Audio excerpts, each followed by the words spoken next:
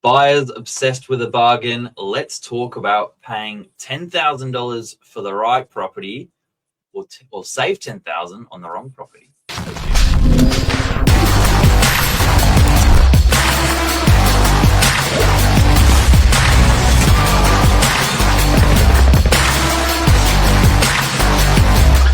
I'm the ringleader, so listen up. Good morning. The bargain hunter. Good morning, Billy. How are Bargain you? hunter. Yeah, good. I'm a bargain hunter, but I feel like sometimes you can get it wrong. Yeah. Listen, let's be real. Everyone loves a bargain and everyone likes to feel as though they've had a win. That's the truth. But at what cost? And it's not like you're out there negotiating on a pair of shoes, you're buying a property. So you really want to make sure that you get it right. And we see some doozies. We really do, where buyers will walk away literally over. And listen, it's funny in real estate, we talk about, thousands or tens of thousands or hundreds of thousands of dollars. And sometimes people lose sight as to exactly how much money 1,000 is or 2,000 is. In property negotiations, it literally, we've seen buyers lose out over $1,000 deal. Yeah. It's look, I understand everyone's got their budget as well, and everyone sort of feels like they've already increased beyond their budget, and so then it becomes a bit of a stretch, and it all does add up. But yeah, we're going to talk about this morning what does it actually look like to become obsessed with a bargain, and who comes away with that feeling of winning the negotiation. It's only Definitely. very side of the big picture. Yeah. But, here's the thing. What's worth more, paying $10,000 more than you wanted for the right property, or saving $10,000 on the wrong one? Yeah. So well said. Right? That's the truth. Because if you save $10,000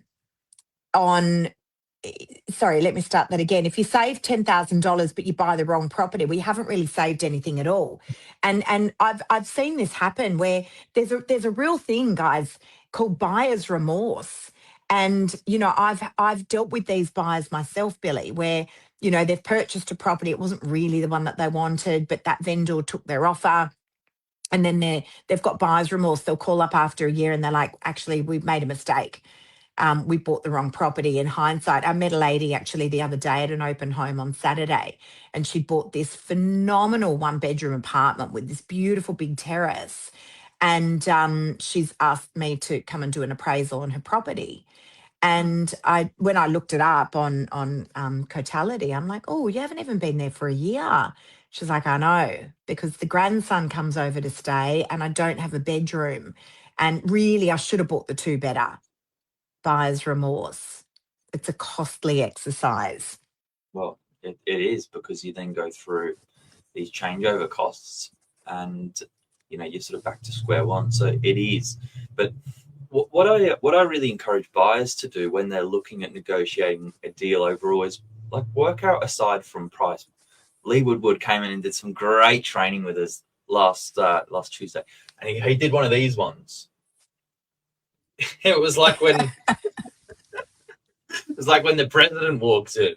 Do one of these ones. Put price aside, and let's look at what else is negotiable here, because the terms make a big part of it as well. And if you're a buyer but you need to sell your property as well, then terms are also really important to you. And I guess hard to put a number on it, but there is a number on it as to what that's worth. So if you can negotiate with the vendor and try and match their terms to make it appealing, if you're not quite there on price, goes a long way. And vice versa, if you need particular terms to make it work for you, then that's really worth considering.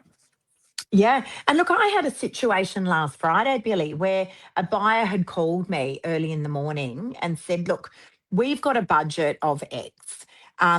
This is the sort of property that we want to buy. It was a little 2-bedroom, very entry-level apartment in DY. And they said, look, we understand that that's probably not going to buy the property.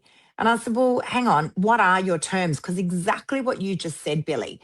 The offer makes up one piece of the puzzle, but their terms were so good. They were so compelling for the vendor that the vendor actually ended up accepting their offer. And by Friday evening, it had exchanged unconditionally.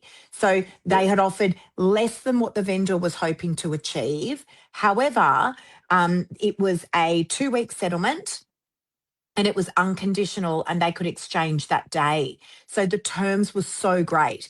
Probably the biggest mistake that I see that takes place in any market with buyers is they don't do anything and then they call up and they're like, oh, I would have paid that. I can't believe it sold for that price. I would have bought it at that. And it's like, well, guys, you've got zero chance if you don't make any offer whatsoever. Yeah. So go around, put offers in on properties. A lot of people don't realize that putting an offer in on a property does not commit you in New South Wales. It does not commit you to buying the property. The only time that you are ever committed is when you have exchanged on that property. So you literally could walk around on a Saturday and you could put offers in on all the properties that you see that you like, and you can literally see what sticks. But definitely try and firm it up with your terms and conditions because that plays a huge part in it. The other big mistake that I see buyers make is, as an example, if we're guiding on a property $1 million and they come in with their offer at $700,000, which is way, way below a guide.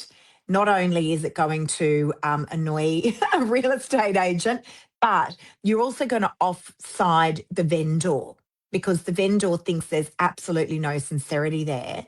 And I've had plenty of vendors that have said, don't even care what their offer comes up to. I am not dealing with that buyer. Yeah. Yeah, it's true. I mean, positioning yourself in a negotiation, and we saw this even more importantly when the market was quite competitive towards the end of last year.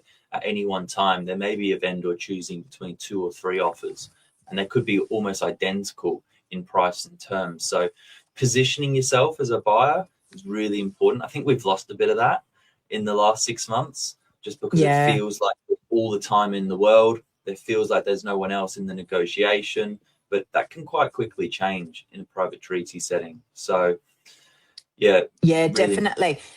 And that's the other thing. Like, Mark and I were talking about it last night on our Monday night news. Be careful that the data that you're looking at is not skewed, because I know the news is very good at reporting the auction clearance rates, but that's kind of about it. And when we actually drew down and had a look at how many properties in Sydney were going to auction, it was actually ridiculous. It was sitting at circa 80, but yet all the statistics are based around those auction clearance rates. We're talking about such a minute part of the property transaction market. So just be careful that that data is accurate. And, certainly on the northern beaches, we've seen prices come down approximately 10%, depending on the property and the area.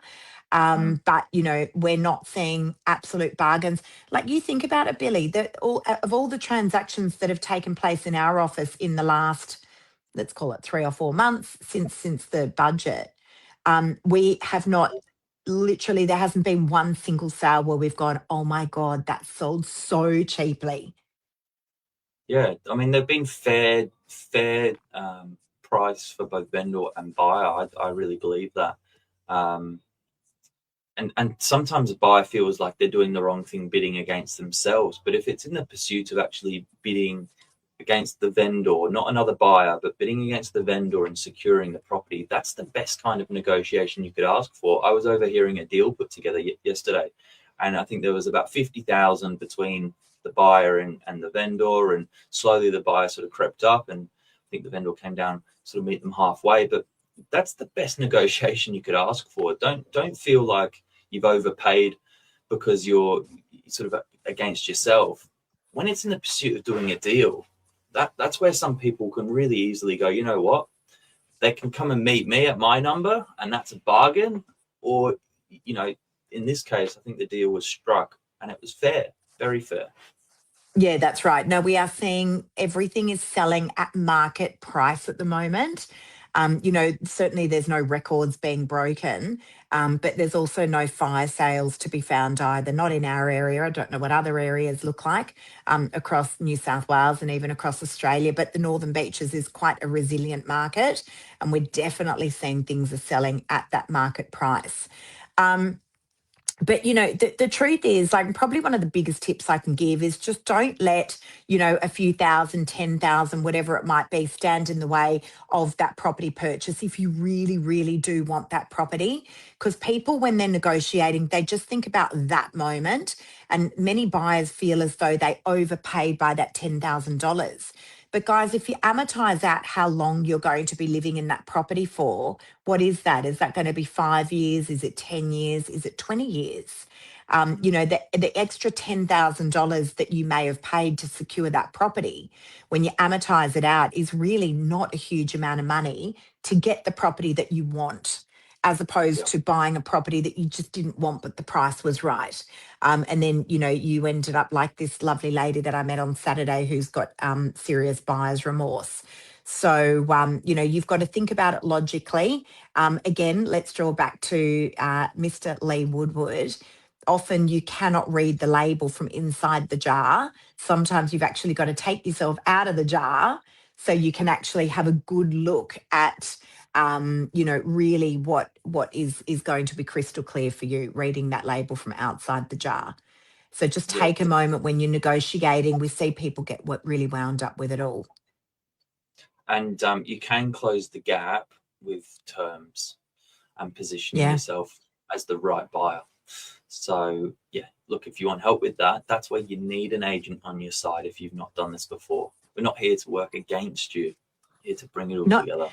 100%. And sometimes, guys, when there's that gap there of, let's call it $10,000, because it's often the pointy end of the negotiation where things can fall apart. If you're sort of circa 10,000, you might even just increase a little bit just so that vendor can see that you're playing bat and ball with them. And, we've seen it many times, Billy, where a vendor's turned around and said, okay, you know what, I'm going to meet them halfway. And then very quickly you've got a deal done. So, coming up a little bit on your offer, as I said, just to show that there's, that you're really doing your very, very best. Hey, I'll tell you guys another really good tip just before we wind up.